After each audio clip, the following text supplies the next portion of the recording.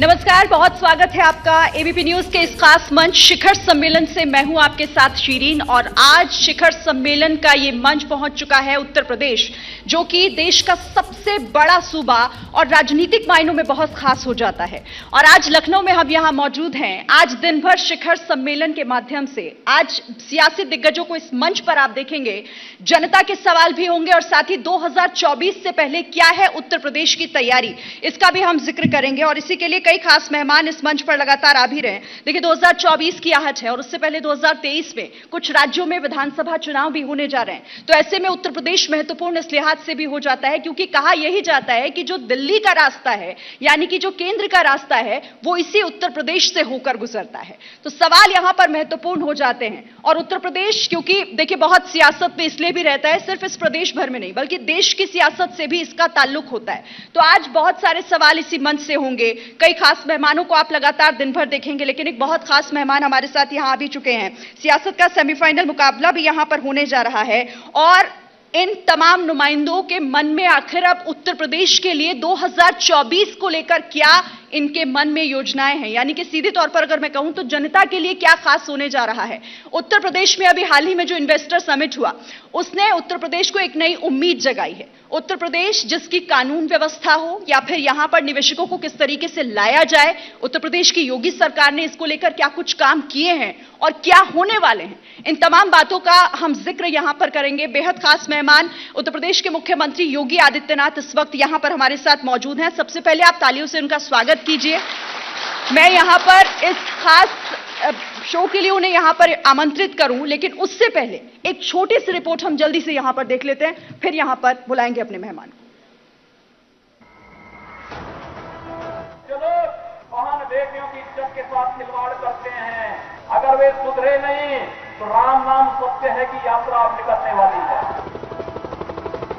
अगर वो व्यवधान डालेगा हम उसको गोली से समझाएंगे, व्यवधान डाल करके दंगा कराएगा तो गोली उसको समझा देगी।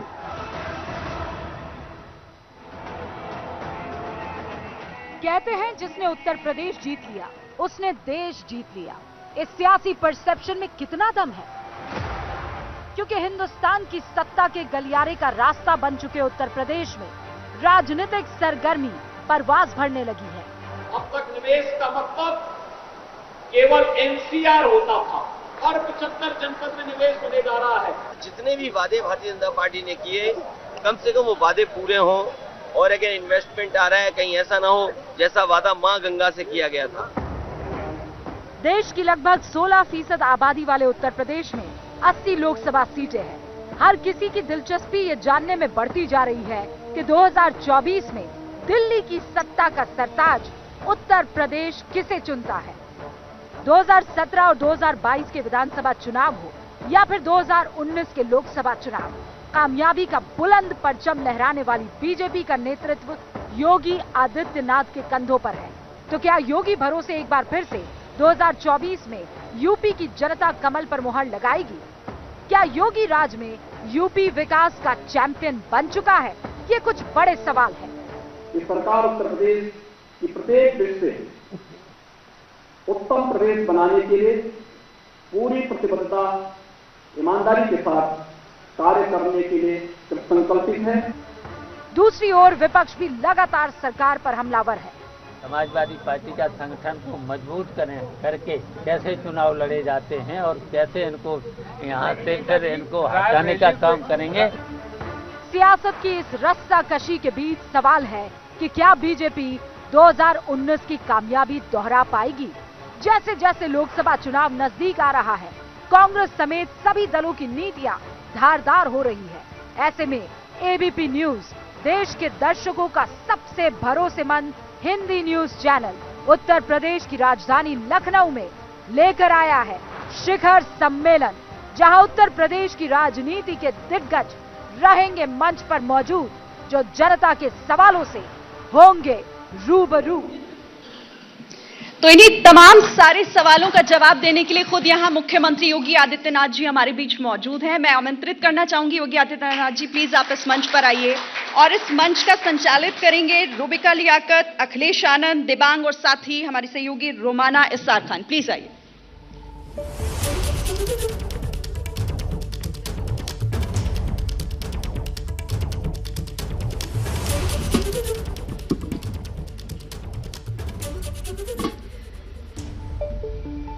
मोदी प्लस योगी 2024 में उपयोगी, एक बड़ा सवाल है। लेकिन जैसा कहते हैं ना, उत्तर प्रदेश वो रास्ता है जो सीधा दिल्ली तक लेकर जाता है। और इस वक्त उत्तर प्रदेश के मुखिया खुद योगी आदित्यनाथ हम चारों के सवालों का जवाब देने के लिए मौजूद हैं। योगी जी, आप तैयार हैं? हाँ, क्यों नहीं मैम, उसी के लिए आया हूं। ये वो राज्य था जो बीमारू राज्यों में जिसकी गिनती होती थी। ये वो राज्य था जो अक्सर हेडलाइंस जब बटोरता था तो गुंडाराज को लेकर, अपराध को लेकर। लेकिन इस बार सुर्खियों में जीआईएस है। अब जीआईएस भी मैंने इसलिए कहा है योगी जी, क्योंकि आप किसी भी बच्चे से पूछ लीजिए, वो कह देगा ग्लोबल इन्वेस्टर्स समिट की आप बात कर रही हैं। एक राज्य जिसकी जीडीपी से ज्यादा पैसा इन्वेस्टर्स लगाने को तैयार है। फॉर्मूला बताइए प्रभु।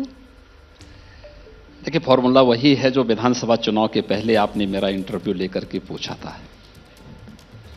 तब भी आपने पूछा था ना कि क्या बीजेपी वापस आ पाएगी। तब भी मैंने कहा था कि डंके की चोट पर आएंगे।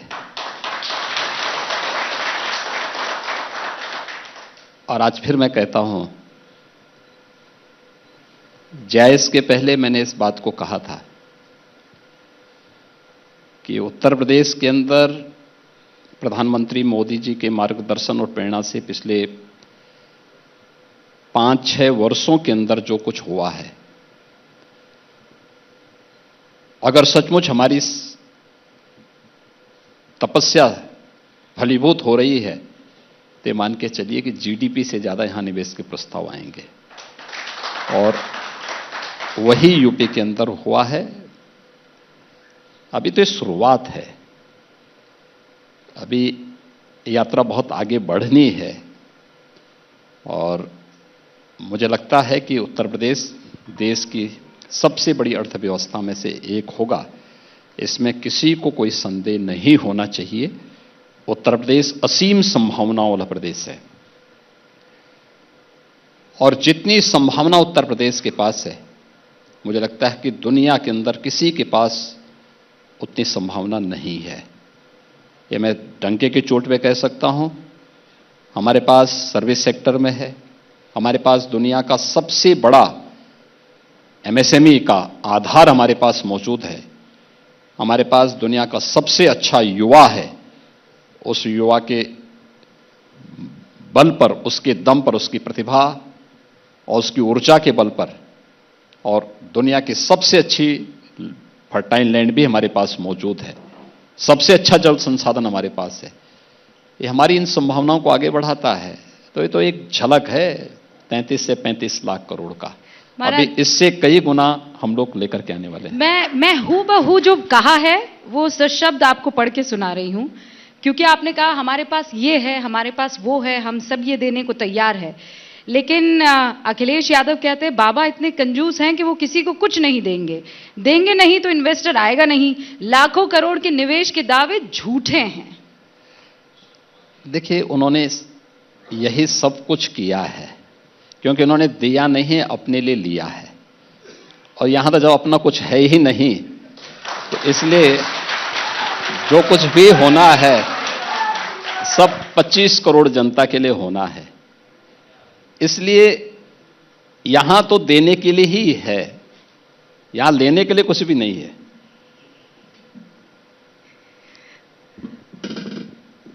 रोमाना। योगी जी, लेकिन मेरा सवाल यह है कि 33 लाख करोड़ मतलब किया क्या आपने? तंत्र मंत्र यज्ञ, कौन सी साधना? ये यूपी को कैसे बदल दिया आपने? ये यूपी के सामर्थ्य की एक झलक है।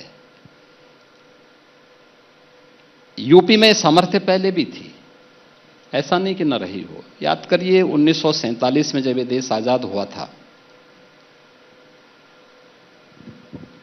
तो उत्तर प्रदेश की प्रति व्यक्ति आय नेशनल एवरेज से अच्छी थी। लेकिन दुर्भाग्य रहा ये जातिवाद की राजनीति का, क्षेत्र और मत और मजहब के आधार पर जिन लोगों ने विभाजन करने का पाप किया, जिन लोगों ने जाति के नाम पर, परिवार के नाम पर यहां की सत्ता को गिरवी रख करके भ्रष्टाचार फैलाया। उन लोगों ने उत्तर प्रदेश को 2016-17 आते आते वहां तक पहुंचा दिया था कि उत्तर प्रदेश की प्रति व्यक्ति आय नेशनल एवरेज से 1/3 आ गई थी। आज हम सब फिर तेजी के साथ आगे बढ़े हैं। विगत 6 वर्ष में हम लोगों ने उत्तर प्रदेश की प्रति व्यक्ति आय को दोगुना किया है, उत्तर प्रदेश की जीडीपी को दोगुना किया है, और अगले 5 वर्ष के अंदर आप देखना ये नेशनल एवरेज से आगे होगी। योगी जी, मुझे याद है 2017 के चुनाव के पहले मैं गोरखपुर में था, आपका इंटरव्यू करने के लिए मैं गोरक्षनाथ पीठ में भी आया था। गुड़ वाला प्रसाद आपने मुझे तब खिलाया था। वहां पर जनता प्यार से आपको महाराज जी भी कहती है। सवाल मेरा यह है कि तब जो आपकी एक छवि थी, हिंदू हृदय सम्राट वाला नेता, थोड़ी आक्रामक वाली छवि, लेकिन इन सालों में मुख्यमंत्री के तौर पर जो आपने यात्रा की, एक विकास पुरुष वाली छवि गढ़ने में बहुत हद तक कामयाब होते आप नजर आ रहे हैं। इसके पीछे सोच क्या है? देखिए, मैं 17 के पहले जो था वही आज भी हूं, कोई अंतर नहीं आया। मेरे कपड़े, मेरा रहन सहन, मेरा खान पान, मेरी बोली भाषा सब वही है जो 17 के पहले थी। 17 के बाद पहले कालखंड में थी, और 17 के पहले कालखंड के बाद दूसरा कालखंड प्रारंभ होने के बाद भी वही था, और आगे भी वही रहने वाला है। कुछ भी बदलाव नहीं होने वाला है। हाँ, लोगों ने जब मुझे गोरक्षपीठ में देखा था तो मंदिर में आएंगे तो स्वाभाविक रूप से मंदिर जैसा ही आपको देखने को मिलेगा। आप जब मुझे एक सांसद के रूप में देखते थे तो सांसद के रूप में मुझे गोरखपुर के प्रश्नों को उठाते हुए आप देखते रहे होंगे, पूर्वांचल के प्रश्नों को उठाते हुए देखते रहे होंगे, उन ज्वलंत मुद्दों पर बात करते हुए देखते रहे होंगे जिनका समाधान अरसे से नहीं हो पाया था। लेकिन एक मुख्यमंत्री के रूप में जब कार्य करने का अवसर मुझे मिला, अब ये तो नहीं हो सकता है कि 17 के पहले मैं इंसेफ्लाइटिस जैसे मुद्दों के लिए जूझता था, लड़ता था, सड़क से लेकर सदन तक, और जब जिम्मेदारी मुझे मिल गई तो अब भी मैं दूसरों को दोषारोपण करने लग जाऊंगा। ये जिम्मेदारी मेरे ऊपर थी, मैंने उस जिम्मेदारी को स्वीकार किया, और आज मैं कह सकता हूं कि इंसेफ्लाइटिस जैसी बीमारी पूर्वांचल में 96% हम उसको समाधान कर चुके हैं, पूरी तरह समाप्त कर चुके हैं। हम जब निर्णय लेते हैं तो फिर उसको उसके अंत तक भी पहुंचाते हैं, और यही एक संकल्प लोगों को दिखा देता है कि भाई ये कैसे हो पाया है। भाई हम लोग पहले भी वही करते थे, हाँ तरीका अलग रहा होगा, रास्ते अलग अलग रहे होंगे, मंजिल एक थी। योगी जी, कुल मिलाकर आप ये मानेंगे कि ये जो समिट है ये आपके निजी जीवन में एक महत्वपूर्ण पड़ाव भी है? देखिए, मेरा निजी जीवन कुछ भी नहीं है, मेरा अपना कुछ भी नहीं है, और मैंने अपने लिए कुछ छोड़ा भी नहीं है। किसी को गलत फहमी होगी कि मैं अपने लिए करता हूं, कुछ नहीं करता मैं अपने लिए। जिस दिन मैंने सन्यास की दीक्षा ले ली है ना, उस दिन हमने तय कर लिया कि अपने लिए कुछ नहीं करना है। जो करना है देश के लिए करना है, समाज के लिए करना है, और इसलिए एक पड़ाव है। ऐसे पड़ाव अचानक नहीं आते, इसके लिए प्रयास करने होते हैं। उन संभावनाओं को देश और दुनिया के सामने रखना होता है कि वास्तव में ये संभावनाएं हमारे पास हैं, हम कर सकते हैं। उत्तर प्रदेश में 17 के पहले आपका भी आना जाना बहुत रहा है, और मुझे याद है 17 की विधानसभा चुनाव के दौरान आपसे मेरा इंटरव्यू हुआ था, काफी बड़ा एक लंबा इंटरव्यू हुआ था। हाँ, काफी टक्कर वाला था। नहीं, टक्कर वाला तो हम टक्कर वैसे भी नहीं लेना चाहते किसी की। जिससे हमें टक्कर लेनी होती है उसको टक्कर ले ही रहे। लेकिन अच्छा इंटरव्यू था, और मैंने तब भी आपको बताया था कि देखिए यूपी बहुत संभावना वाला प्रदेश है, लेकिन उससे पहले क्या, 17 के पहले क्या स्थिति थी? हर तीसरे दिन एक दंगा होता था, हर तीसरे दिन दंगा होता था। बेटियां सुरक्षित नहीं थी, लोग पलायन कर रहे थे। किसी भी सभ्य समाज के लिए क्या यह शोभा देता है? आज कम से कम मैं कह सकता हूं पिछले 6 वर्ष के दौरान उत्तर प्रदेश के अंदर कोई दंगा नहीं हुआ है और मेरे रहते हुए दंगा हो भी नहीं सकता है। अगर उत्तर प्रदेश की बेटी है, उसकी सुरक्षा की जिम्मेदारी हमारी है, हम उसकी सुरक्षा की जिम्मेदारी लेते हैं। और जो जिस तरीके से परेशान करेगा, छेड़ेगा, फिर उसको उसका दुष्परिणाम भी भुगतना पड़ेगा, ये भी हम कह सकते हैं और हमने किया भी है, कार्रवाई कर भी रहे हैं।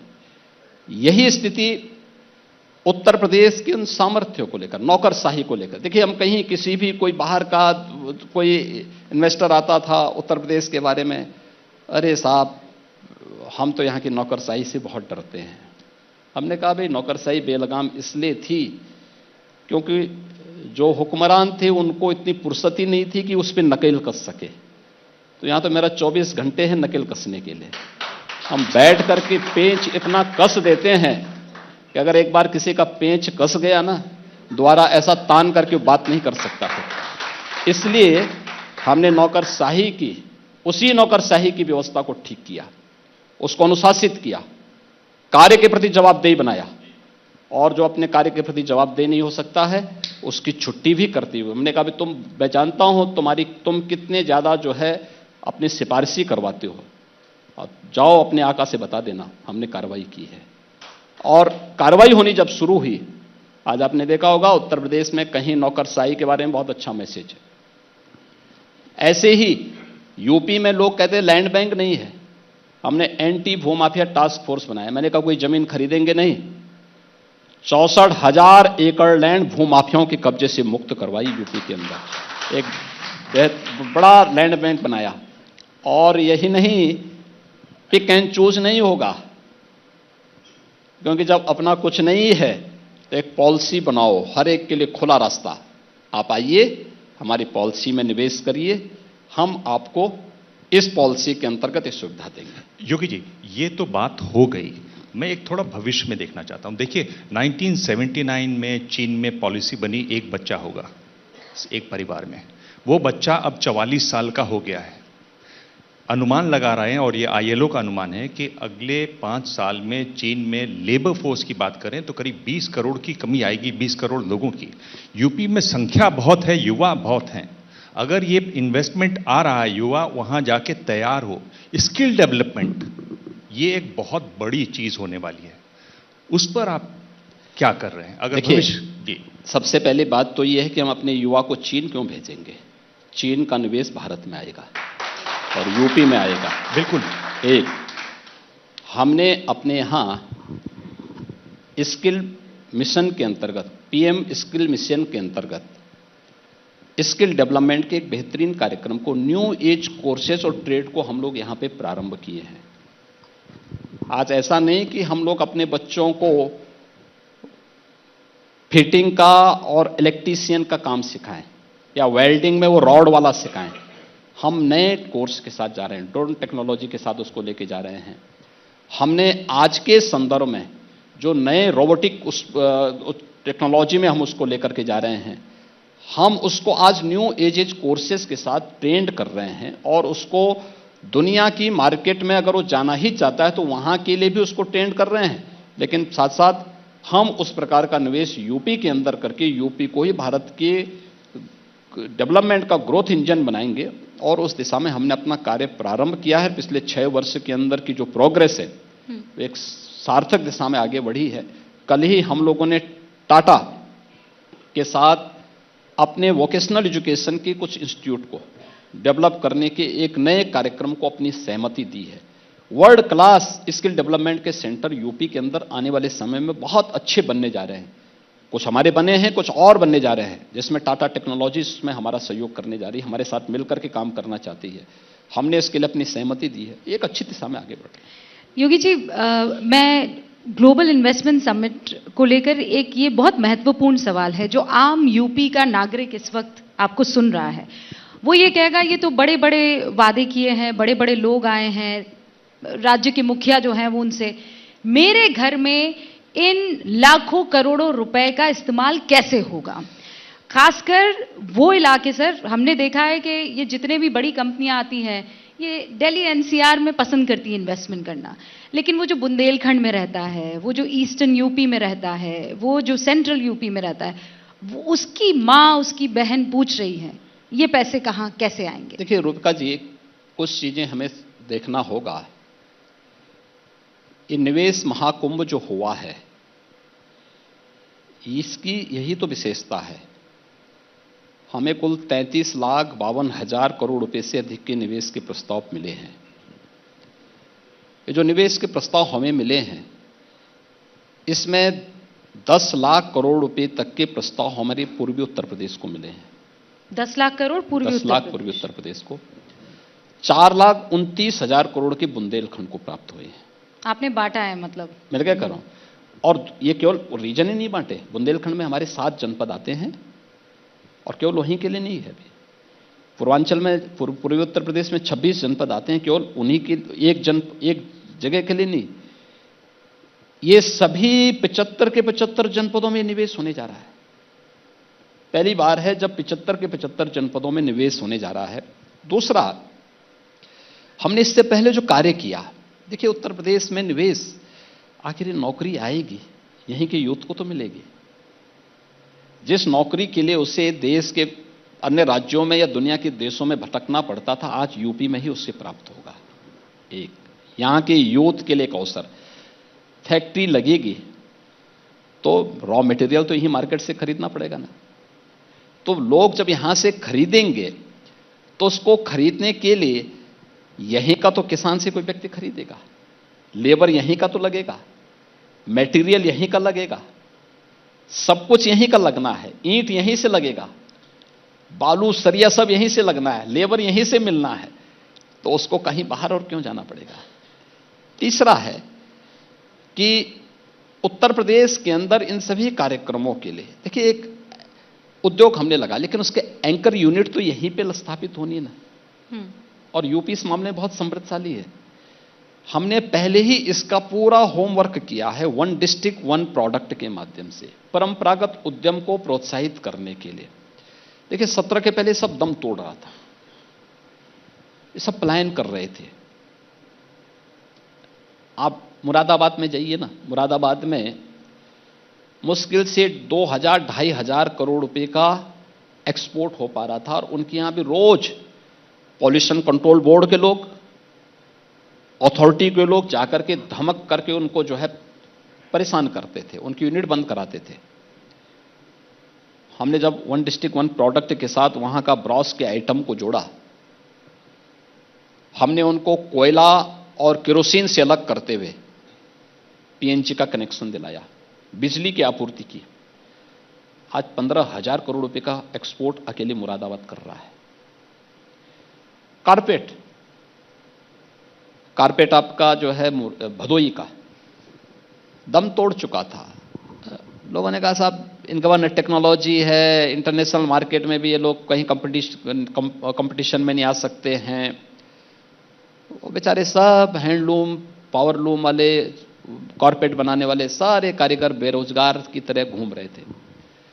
आज वहां 6,000 करोड़ रुपए का एक्सपोर्ट हो रहा है। हमने टेक्नोलॉजी भी दी, उनको डिजाइन भी दी, उनको मार्केट भी दी और एक्सपोर्ट सब्सिडी भी दी।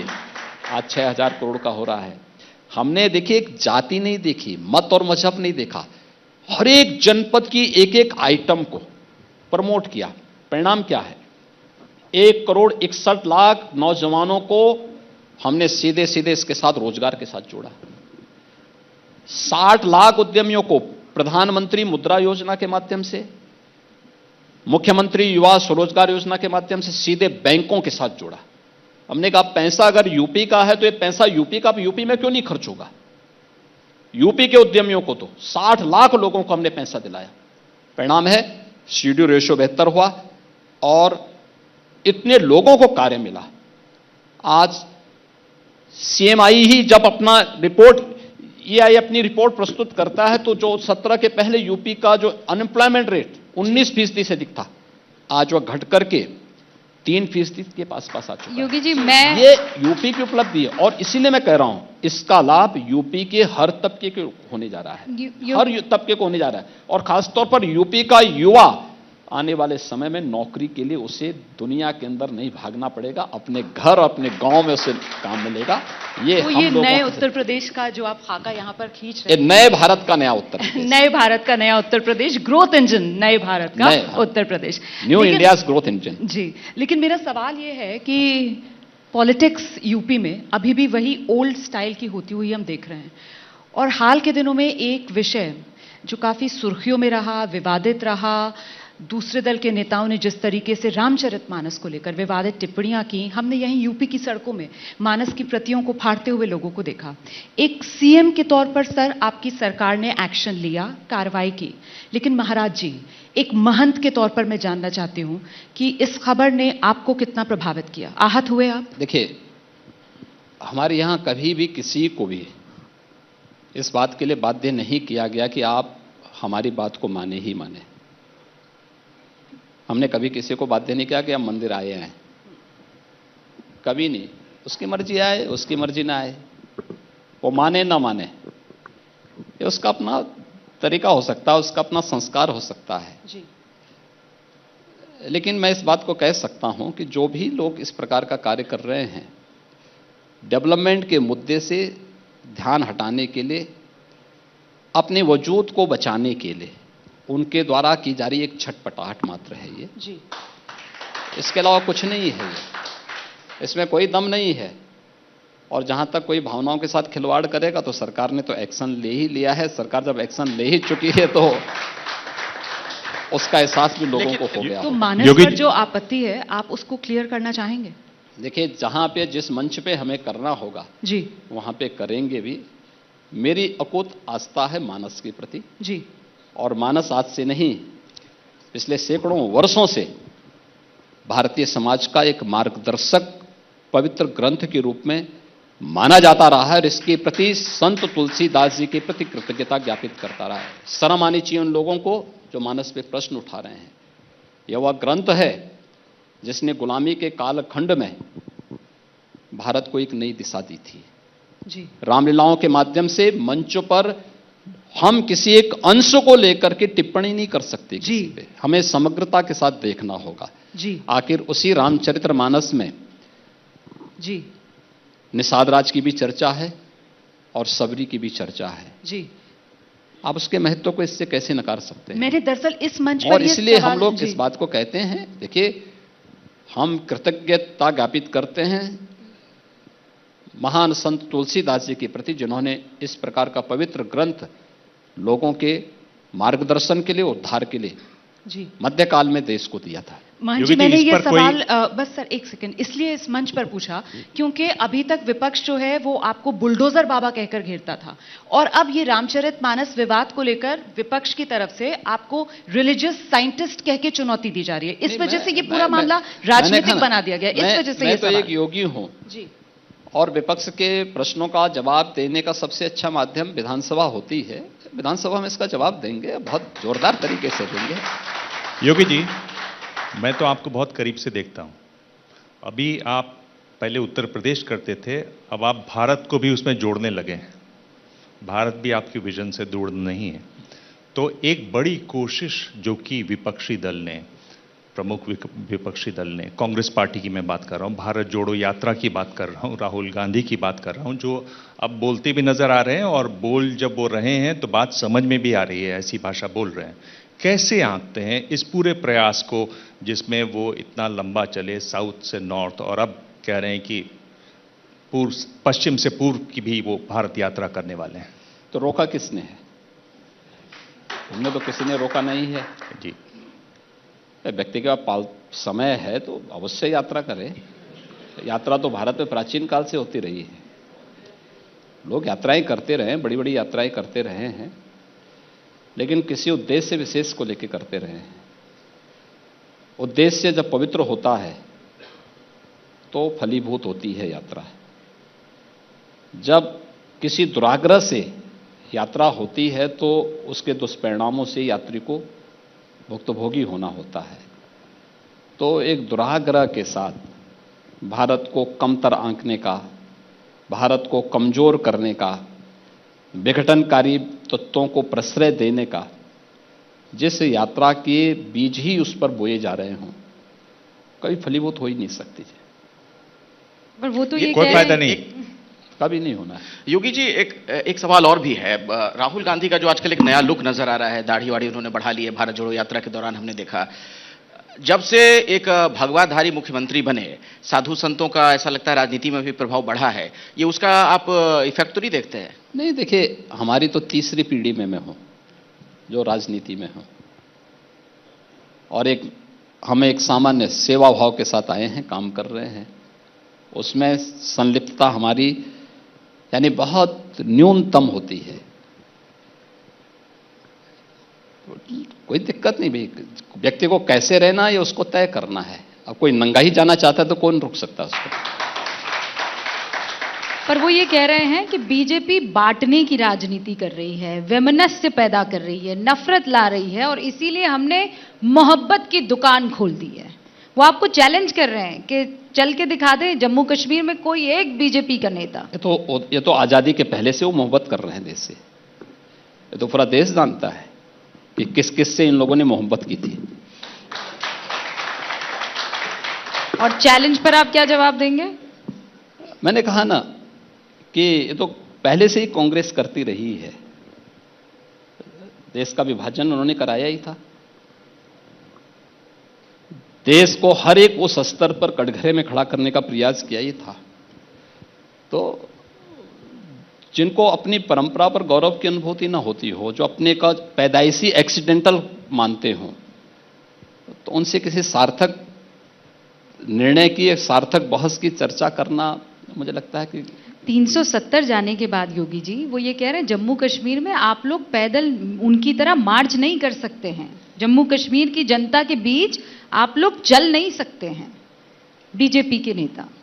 देखिए, बीजेपी ने पंचायत चुनाव वहां लड़ा है और अच्छा स्थान प्राप्त किया है। लोगों का रुझान बीजेपी के प्रति हुआ। दूसरा, हर एक कार्य हमारे लिए राजनीति को ध्यान में रख करके नहीं होता है। नेशनल इंटीग्रिटी, नेशन फर्स्ट, यह भारतीय जनता पार्टी की थ्योरी का हिस्सा है। राष्ट्र पहले और देश के लिए सब कुछ समर्पित है। भारतीय जनता पार्टी इस उद्देश्य से कार्य करती है और जनता जनार्दन का अपार स्नेह और समर्थन इस संबंध में प्रधानमंत्री मोदी जी को प्राप्त है। अच्छा योगी जी, आपकी इतनी डिमांड पूरे देश भर में प्रचार के लिए क्यों हो रही है आजकल? जहां भी चुनाव हो रहा है आपको जरूर बुलाया जाता है, हर जगह आपको। नहीं, मैं तो एक कार्यकर्ता के रूप में जाता हूं, और मैं ही नहीं जाता हूं, भारतीय जनता पार्टी के सभी नेता जाते हैं। हमारे केंद्र, सब प्रधानमंत्री जी के बाद सभी केंद्रीय मंत्री जाते हैं, सभी मुख्यमंत्री जाते हैं, उनमें मैं भी हूं। क्योंकि मैं भगवा कपड़ा पहनता हूं तो अलग से दिखाई देता हूं। तो 2024 में यूपी से बीजेपी का रिजल्ट 2019 से बेहतर वाला होगा या 2014 से बेहतर वाला इस बार और करके दिखाएंगे? देखिए, उत्तर प्रदेश हर बार प्रधानमंत्री मोदी जी के मार्गदर्शन में, उनके नेतृत्व में आगे चला है, आगे बढ़ा है, बेहतर परिणाम दिया है, और 2019 से बेहतर परिणाम हम 2024 में यूपी देगा। बेहतर परिणाम? हाँ, बेहतर परिणाम देगा। एंटी इनकम्बेंसी वगैरह को आप यूपी में कहीं आपको एंटी इनकम्बेंसी लगता है? आप तो अभी 22 में आई थी इंटरव्यू लेने के लिए योगी जी। तब तो आपने जोरदार इंटरव्यू के माध्यम से उस समय, यद्यपि आपका ट्यून नेगेटिव नहीं था, लेकिन आपने कहा था कि हम उसके बाद देखेंगे। आप स्वयं ही 1 साल के बाद आ रही हैं। आपने टाइम ही नहीं दिया, आप इन्वेस्टर समिट में इतना बिजी हो गए महाराज। योगी जी बताइए कि अगर 2024 की बात करें तो विपक्ष की तरफ से आप किसकी चुनौती को प्रबल समझते हैं? कौन है ऐसे? देखिए, विपक्ष के पास कोई दम नहीं है। मुझे एक बात बताइए, कांग्रेस को कोई नेता मानने को तैयार ही नहीं, और दूसरे दल क्यों मानेंगे जब उनके दल के लोग ही नहीं मान रहे हैं? आखिर कांग्रेस तो सबसे बड़ी विपक्षी पार्टी थी, तो जब उनकी पार्टी के लोग ही उनको अपना नेता नहीं मानते हैं तो अन्य दलों के लोग क्यों मानेंगे? नीतीश कुमार? नहीं, मैंने कहा ना, कोई क्यों मानेगा? कोई किसी को नहीं मानने को तैयार है। ममता बनर्जी? हर व्यक्ति वहां स्वयं में एक प्रत्याशी है, और जो किसी दूसरे को नेता मानने को तैयार नहीं है। इसलिए 2024 में भारतीय जनता पार्टी के सामने, प्रधानमंत्री मोदी जी के सामने कहीं किसी की कोई तुलना ही नहीं हो सकती। अच्छा योगी जी, हम लोग जहां पर बैठे हुए हैं जिस शहर में, उसके बारे में एक सवाल आपसे पूछना चाहता हूं। बड़ी चर्चा हो रही है, लखनऊ का नाम बदल रहे हैं क्या? देखिए, हम नाम बदलने के पहले पूर्व घोषणा नहीं करते हैं। लक्ष्मण जी की मूर्ति तो दिख गई हम लोगों को एयरपोर्ट पे ही। देखिए, जब करना होगा तो दमदार तरीके से ही करेंगे। लखनऊ अपने आप में एक ऐतिहासिक नाम है और लखनऊ हमारे प्रदेश की राजधानी है।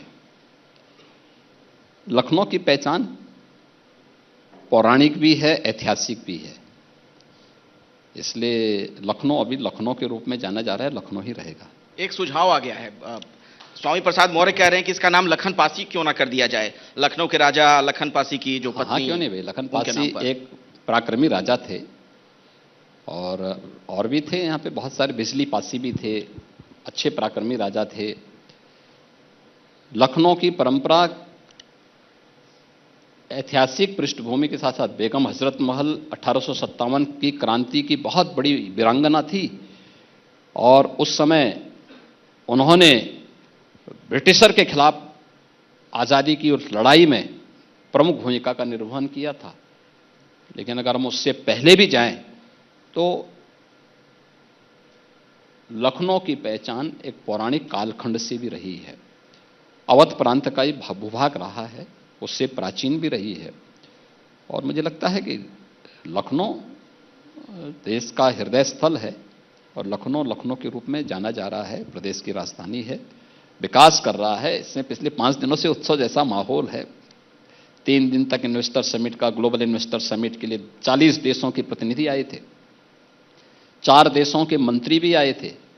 आदरणीय प्रधानमंत्री जी ने उद्घाटन किया, आदरणीय राष्ट्रपति जी ने समापन किया, माननीय रक्षा मंत्री जी का, माननीय गृह मंत्री जी का और तमाम हमारे केंद्रीय मंत्रियों का सानिध्य भी प्राप्त हुआ।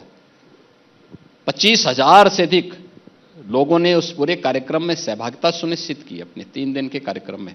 और ये कार्यक्रम संपन्न हुआ तो G20 समूह से जुड़े हुए डिजिटल इकोनॉमी वर्किंग ग्रुप की बैठक वर्तमान में चल रही है। आज दोपहर तक वो बैठक चलेगी। अभी मैं कुछ देर पहले, यहाँ आने के पहले, पूर्वोत्तर राज्यों के अखिल भारतीय विद्यार्थी परिषद के नेतृत्व में सील टूर, वहाँ के छात्रों का एक टूर यहाँ अभी आज ही मॉर्निंग में आया है। पूर्वोत्तर राज्यों के 29 छात्र आए हुए हैं।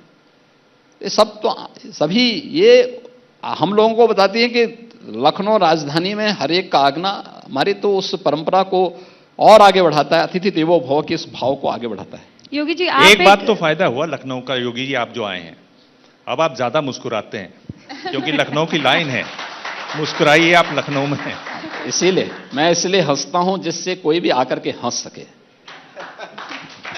कंटेजियस, हाँ, जिसे कहते हैं आप मुस्कुराएंगे सामने वाला। लेकिन बार बार ये कहा जा रहा है कि अभी भी आप यूपी को भले ही आगे ले जाने की बात कर रहे हैं, लेकिन जैसा रुमाना कह रही थी कि मुद्दे वही पुराने हैं। मदनी साहब, महमूद मदनी साहब, अभी उन्होंने हाल ही में बयान दिया है, इस्लाम का जिक्र छेड़ा है। उन्होंने कहा सबसे प्राचीनतम अगर कोई धर्म है तो इस्लाम है, उसकी पैदाइश जो है यहीं हुई है, इस पर बहस ही नहीं होनी चाहिए। आपकी क्या राय है? देखिए, मदनी साहब जो है बुजुर्ग हैं और काफी उम्रदराज हैं। बुजुर्ग होने के नाते मैं उनका सम्मान करता हूं, लेकिन जो उन्होंने पढ़ा है वही तो बोलेंगे। देखिए, कमी जो उनको पढ़ाया गया वही तो, इसी को स्वामी विवेकानंद जी ने कहा था कूप मंडूप। उन्होंने अपने एक ऐतिहासिक भाषण की शुरुआत यहां से की थी कि एक कुएं में एक बार एक बाहर का मेंढक आ गया है, कुएं में गिरा तो कुएं में जो मेंढक थे उसने कहा कि भाई तुम कहां से आए हो? उसने कहा साहब मैं समुद्र से आया हूं। तो कहा समुद्र कहाँ है? उन्होंने कहा बाहर बहुत बड़ा समुद्र है। कहा समुद्र क्या होता है? कहा था जल है वहां। कहा कि उसने एक कुएं के अंदर एक जगह से दूसरी जगह छलांग लगाया। कहा इतना इससे भी बड़ा? कहा भी बहुत बड़ा है। तो उसी में वो झगड़ पड़ा। कहा कि भाई तुम झूठ बोलते हो। तो जिसने दुनिया देखी ही नहीं है वो तो यही बोलेगा। उंगली में जिनको हम गिन सकते हैं कितने दिन का है इनका इतिहास, वे हमें प्राचीनता के बारे में बताएंगे, पौराणिकता के बारे में बताएंगे। ये तो सूर्य को दीप दिखाने जैसा है। लेकिन बोल दिया तो उन्होंने बोल दिया, इसको बहुत गंभीरता से भी नहीं लेना चाहिए। योगी जी, मुझे लगता है कि चीजें चल प्रवाह के साथ लोगों को अभिव्यक्ति की स्वतंत्रता का हिस्सा बनने देना चाहिए। ठीक, एक अलग अंदाज है योगी जी। आपने वो रामचरितमानस पर भी कहा चलने दीजिए, मैं नहीं टिप्पणी करूंगा। इस पर भी आपने कहा प्रवाह में बह रहा है। आप अब इन मुद्दों पर ना बोलना पसंद करते ना बोलना पसंद नहीं करना, मैं उस पर कुछ कार्य करना चाहता हूं। एक ये इशारा बहुत तगड़ा है। नहीं, मैंने कहा ना क्या कार्य हम उस पर कार्य कर रहे हैं। हम उस बुद्धि को सोच रहे हैं कि उस बुद्धि को विकास के रास्ते पर कैसे लेकर के जाएं, जो आज भी अपने उससे हट करके नहीं आगे बढ़ना चाहते हैं। और इसलिए हमने कहा ना उस पर हम कार्य कर रहे हैं। होमवर्क हमारा होने दीजिए। बिल्कुल, कहेंगे नहीं करके दिखाएंगे। कुछ चल रहा है योगी जी के मन में। लेकिन मैं आपसे जानना चाह रही थी कि एक और बयान है। अभी रूबिका ने जिस तरीके से मौलाना अरशद मदनी साहब के बयान का जिक्र किया, ऐसे ही मैं आरएसएस प्रमुख मोहन भागवत जी के बयान का यहाँ पर आपसे जिक्र करना चाहूंगी। उन्होंने कहा कि साहब ये जातियां जो हैं वो ब्राह्मणों ने बनाई। बाद में वो बयान कहा गया साहब उन्होंने ब्राह्मण नहीं, उन्होंने पंडित कहा था। तो इस बयान को भी आप क्या गंभीरता से लेंगे या बस चलने दीजिए? देखिए, आपने अगर भारतीय शास्त्रों को पढ़ा होता, देखा होता, तो संभवतः प्रश्न मुझसे नहीं करते। जन्मना जायते शूद्र कर्मणा द्विज उच्यते, या श्रीमद् भगवत गीता में भी बहुत स्पष्ट लिखा गया है, चातुर्वर्ण्यम मया सृष्टम गुण कर्म विभाग स।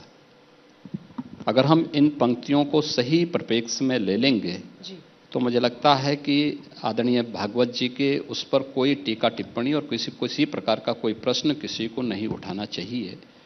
और मुझे लगता है कि जो शास्त्र सम्मत है उसका हमें सम्मान करना चाहिए।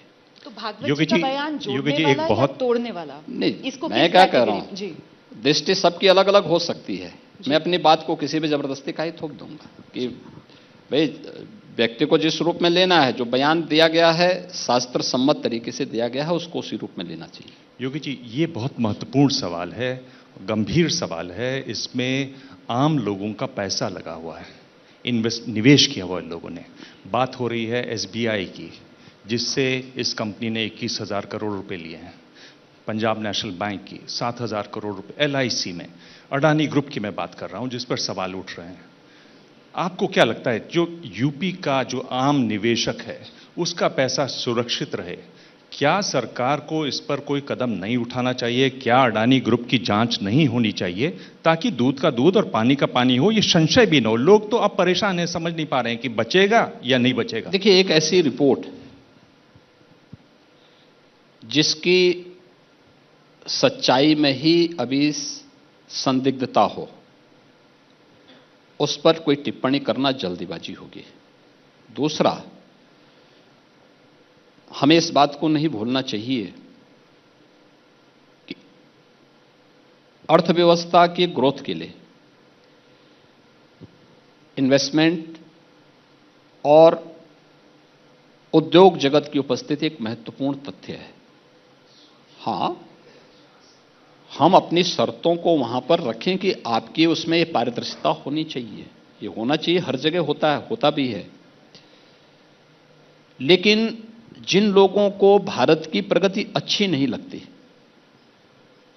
जो लोग भारत को कि वर्तमान की ग्रोथ रेट से घबराए हुए हैं, क्योंकि दुनिया के अंदर बड़े देशों में सबसे अच्छी ग्रोथ रेट भारत की चल रही है, वे लोग भारत को कब छोड़ने वाले हैं? और आपको लगता नहीं कि सारे एक जैसे उसके इस एक एक कड़ी को अगर आप जोड़ करके देखेंगे तो क्या कोई अंतर्राष्ट्रीय साजिश नहीं हो रही है?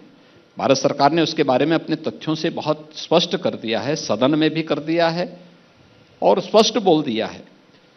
मुझे लगता है कि जिस चीज को भारत सरकार स्वयं देख रही है उस पर मेरा जैसे व्यक्ति को कोई टिप्पणी करने का कोई अधिकार नहीं है। अच्छा योगी पर इसमें जो अडानी ग्रुप का जो डिस्कॉम का उन्होंने भेजा था उत्तर प्रदेश सरकार को, उसने रिजेक्ट कर दिया 5,400 करोड़ देखिए, का वह जो टेंडर था। रिजेक्ट नहीं किया था।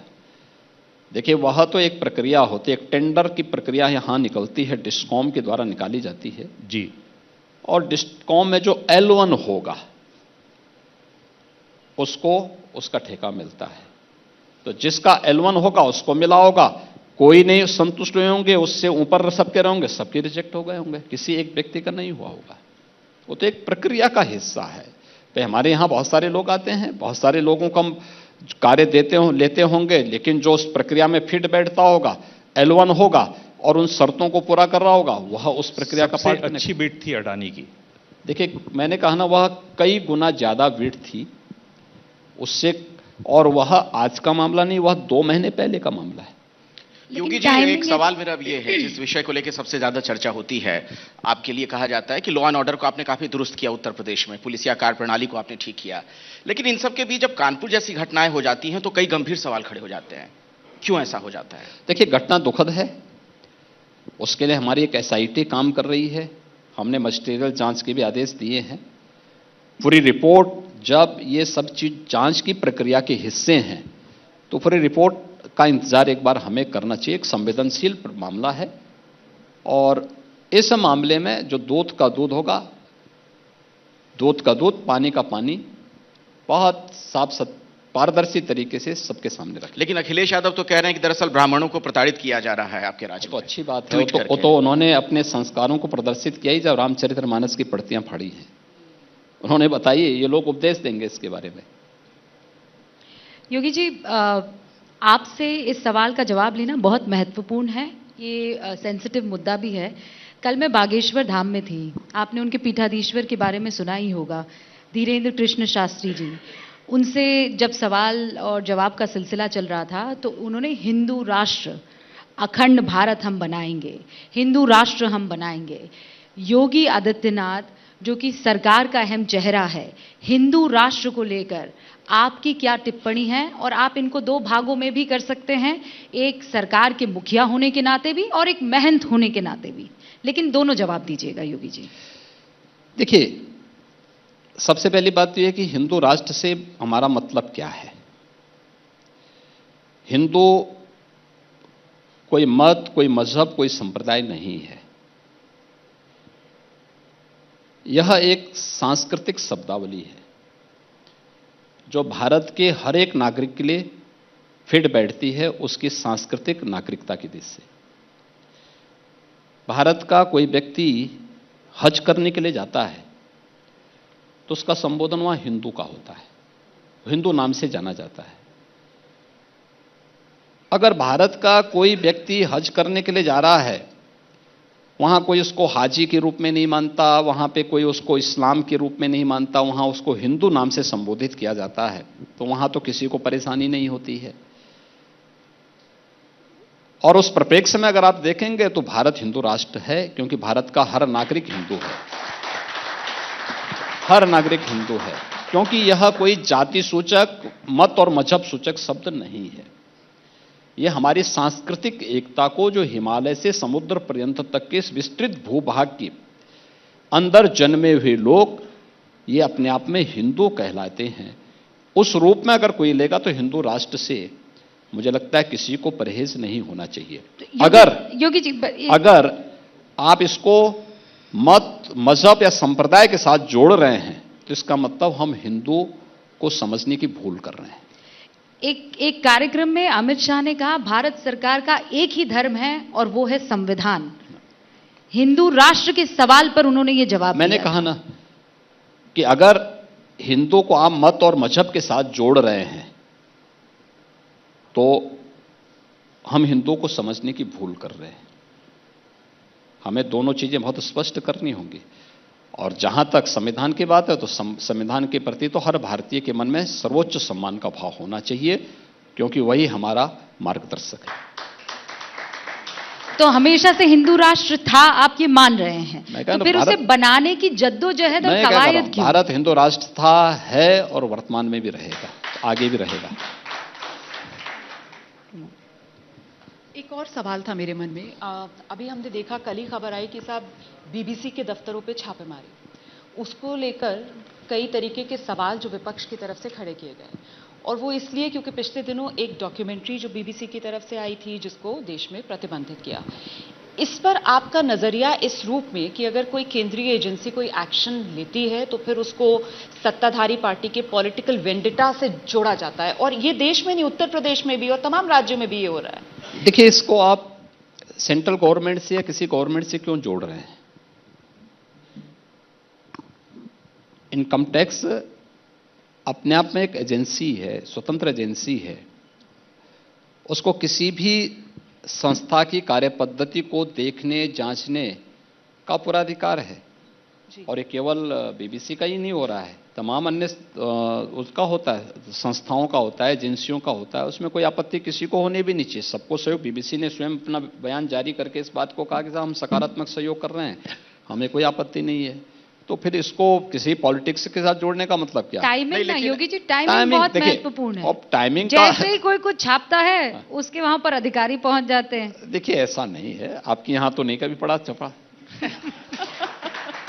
लेकिन योगी जी, हम पारदर्शिता से चलते हैं। नहीं, यहाँ तो सारी कार्यपद्धति बहुत पारदर्शी। अखिलेश यादव कह रहे हैं कि दरअसल बीबीसी पर जो छापा है ये वैचारिक आपातकाल की घोषणा है। बहुत भारी भरकम शब्द। ये वैचारिक आपातकाल की बात वो कर रहे हैं जिन्होंने हल्ला बोल का नारा दिया था यूपी में, और एक न्यूज़पेपर के कार्यालयों पे हमला बोल करके उनके गुंडे किस तरीके से वहां आगजनी कर रहे थे, ये दृश्य भी उत्तर प्रदेश ने देखा है। देवांग जी, आपने तो देखा ही होगा। बिल्कुल। और ये लोग वैचारिक आतंकवाद की, आपातकाल की बात करते हैं। तो ये तो इन लोगों के वास्तविक चेहरे को जनता जान चुकी है, इसलिए ये लोग न बोलें तो मुझे लगता है कि राजनीति में कुछ दिन के बाद लोग थोड़ा इनके चेहरे को भूल करके जब नए सिरे से आएंगे, लोग बोलेंगे चलिए ठीक है। लोग रोज बोलेंगे ना तो हमारे लिए एक उर्वरा भूमि तैयार कर देते हैं ये लोग चुनाव के लिए। योगी जी, अब ये आखिरी दौर है और ये मुझे सौंपा गया है काम, और मैं इसमें माहिर माना जाता हूं। इसमें आपको कोई जवाब नहीं देना है, मैं आपसे सवाल भी पूछूंगा और जवाब भी मैं ही दूंगा। आपको केवल एक चुनना है उसमें से। तैयार हैं आप? ऑप्शन देंगे, चुनना है आपको। ये बताइए कि आप मुख्यमंत्री बने 2 बार, तो ज्यादा खुशी आपको कब हुई, पहली बार या दूसरी बार? मुझे खुशी तब हुई थी जिस दिन मैंने योगी के रूप में दीक्षा ली थी, सबसे ज्यादा खुशी उस दिन हुई थी, और मैं उसी रूप में रहना पसंद करूंगा। योगी जी, तो कोर्स से बाहर का सवाल हो गया। नहीं, मैंने कहा ना, आपका प्रश्न भी कोर्स से बाहर का था तो जवाब भी कोर्स से बाहर का था। पर पहली बार तो आप तैयार ही नहीं थे, आपने बहुत बार बताया इस बात को। मतलब मैंने कहा ना, ज्यादा खुशी हुई होगी। मुझे कोई खुशी और कोई गम कभी नहीं रहता है। अच्छा। हां, सन्यास के जीवन में सेवा का एक निश्चित कार्यकाल होता है। एक योगी के रूप में, एक सांसद के रूप में, सेवा का एक विस्तृत आयाम मुख्यमंत्री के रूप में मिला, वह एक अवसर है, और उस अवसर का भरपूर उपयोग उत्तर प्रदेश वासियों के लिए हमने किया। चलिए, फिल्म एक आई थी कभी खुशी कभी गम, आपकी फिल्म बनेगी तो न खुशी न गम है। न खुशी न गम, यही एक योगी के जीवन में ही हो सकता है। चलिए ठीक है। हमारी जो मुलाकात हुई थी, टक्कर हुई थी, उसमें आपने कहा था कि मैं कहीं नहीं हूं और सब जगह हूं। अब आप देखिए तो आप सब जगह हैं और सब जगह हैं। तो भविष्य में आप खुद को केंद्र में देखना चाहेंगे या राज्य में? मैं अपने मठ में देखना चाहूंगा।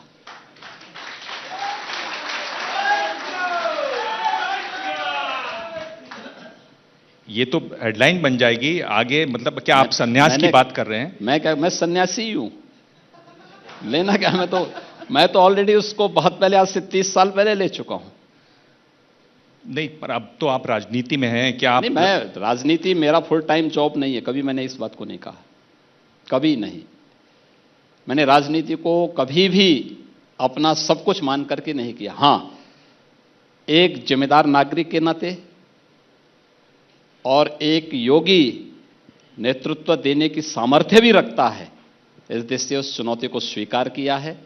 और मेरा मानना है कि मेरा वास्तविक गंतव्य एक योगी के रूप में ही अंतिम अपनी दिनचर्या को आगे बढ़ाने की होनी चाहिए। तो अब ना, मतलब योगी जी ये बोल रहे हैं कि मुख्यमंत्री बने हैं, फिर प्रधानमंत्री बनेंगे, उसके बाद मठ में जाके बैठेंगे? नहीं, मैंने कभी नहीं कहा कि मैं प्रधानमंत्री बनने जा रहा हूं।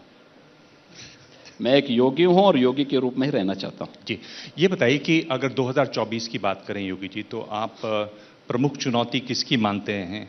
विपक्ष की तरफ से कोई तो होगा विपक्ष में, राहुल गांधी या नीतीश कुमार या कोई और नेता? देखिए, विपक्ष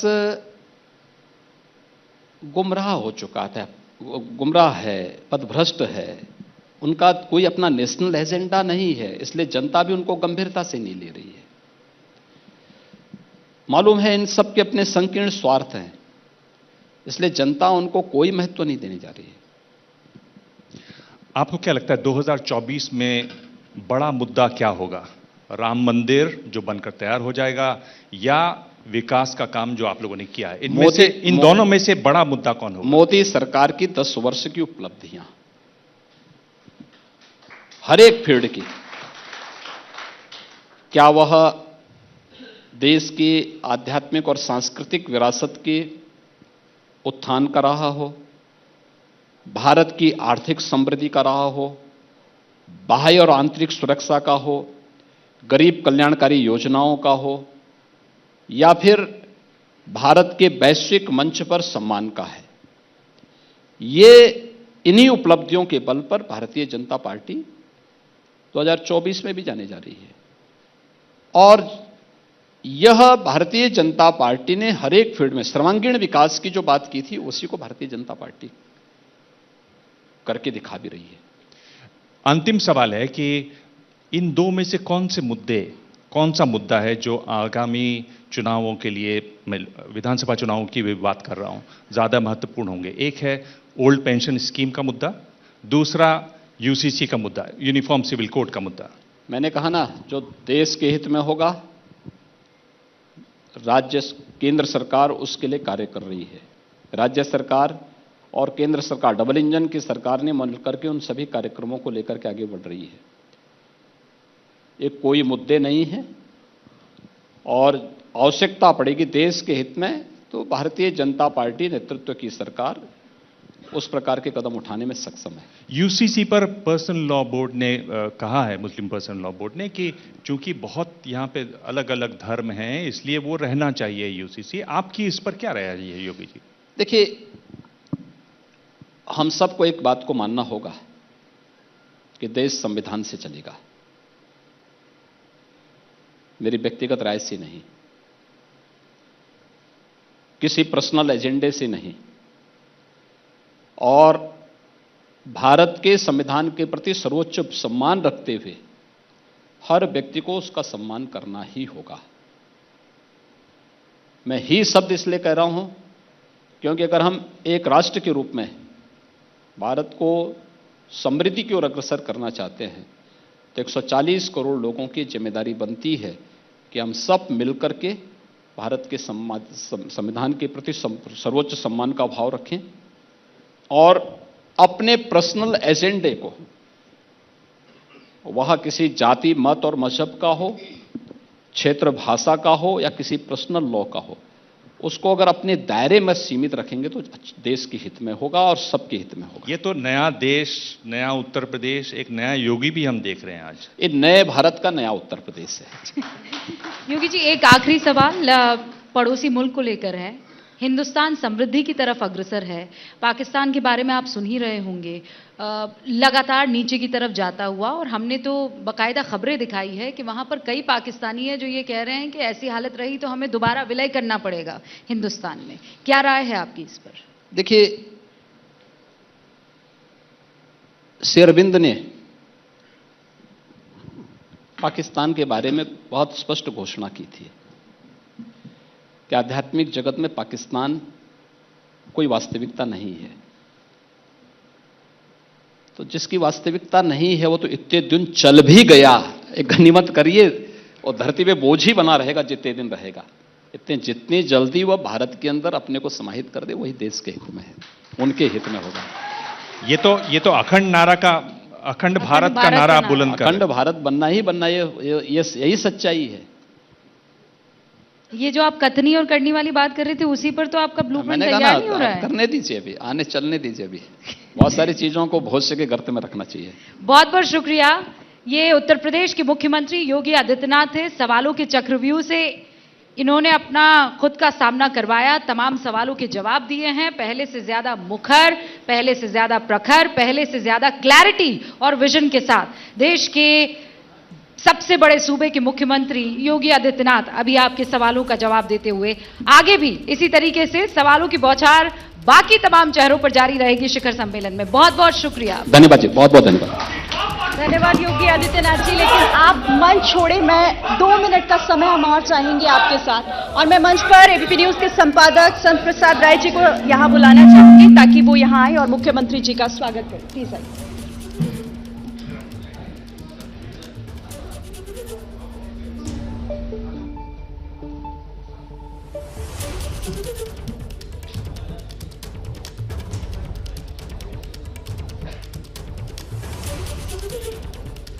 बहुत बहुत धन्यवाद आपका।